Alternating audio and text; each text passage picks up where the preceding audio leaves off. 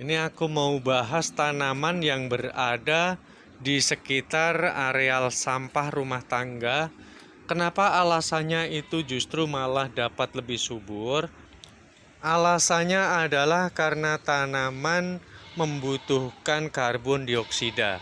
Dengan adanya tumpukan sampah, maka akan terjadi satu pembusukan sampah seperti sampah rumah tangga ataupun pohon-pohon yang sudah mati seperti ini, bisa juga dari kotoran-kotoran binatang ternak, itu sangat tinggi sekali menghasilkan karbon dioksida. Karbon dioksida yang berada di sekitar areal akar akan diserap bersamaan dengan melalui kadar air yang ada di sekitar akar, kemudian melalui batang yang diserap oleh fotosintesis yang terjadi pada matahari ada mengenai daun batang tersebut ya. Jadi dari pagi hingga sore selama cahaya matahari masih ada, tanaman masih berfotosintesis memasak makanannya gitu. Karena tanaman justru membutuhkan karbon dioksida pada siang hari, sehingga di jam-jam siang hari itu kalau di bawah pohon itu pasti akan teduh ya, karena seluruh pohon-pohon mengeluarkan oksigennya dan dia lebih membutuhkan karbon dioksida di dalam dia mencerna makanannya. Dan selain daripada kenyamanan yang didapat ketika kita berada di bawah pohon besar ketika di pagi hingga sore hari, maka berada di bawah pohon itu sangat menyehatkan tubuh kita. Demikian kebalikannya ketika di malam hari, tanaman ini akan mengeluarkan karbon dioksida sisa-sisa dari hasil dia memasak ketika siang hari. Itu sebabnya ketika di malam hari manusia tidak direkomendasikan untuk berlama-lama berada di bawah pohon besar, karena proses pemasakan sudah selesai dan dia akan berbanding terbalik menyerap oksigen yang ada di sekitar dahan-dahannya dan dia akan mengeluarkan karbon dioksidanya. Itu alasannya ketika di malam hari kita tidak boleh berlama-lama ya di areal bawah pohon.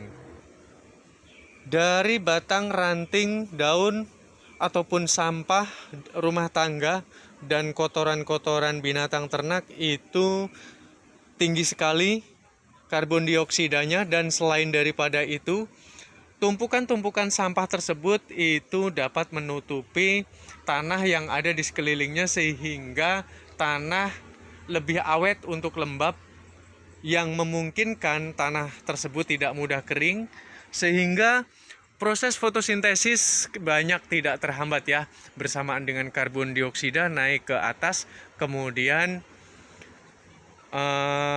hal yang terpenting yang harus kita pahami dengan adanya fotosintesis adalah dengan tenaga surya atau tenaga matahari, di mana ini daun-daun harus terkena paparan sinar matahari atau suhu ya, suhu dari cahaya matahari tersebut agar dapat mereproduksi gitu. Jadi daun-daun ini kalau di ilmu IPA itu dapat menghasilkan klorofil. Klorofil itu yang akan menangkap cahaya sinar matahari sehingga dapat memasak makanannya, berfotosintesis ketika matahari sedang terbit gitu ya. Oke, terima kasih buat teman-teman. Sedikit pengertian tentang pupuk ya, betapa pentingnya pupuk ataupun tanah humus maupun pupuk dan sebagainya di areal bawah itu diperlukan karena tanaman membutuhkan karbon dioksida. Jadi dia tidak membutuhkan oksigen ketika di siang hari. Demikian juga kalau ada sabut-sabut kelapa seperti ini nih, pohon kelapa yang sudah membusuk itu lebih bagus dipakai untuk pupuk organik ya.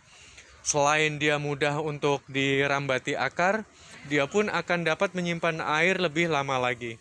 Oke, terima kasih buat sahabat semua yang selalu stay di video aku. Mohon maaf ini aku hanya edukasi sedikit. Mudah-mudahan ini dapat diterima dari segala kekurangan maupun kelebihannya di dalam aku beredukasi seputar pupuk tanaman. Bye-bye semuanya.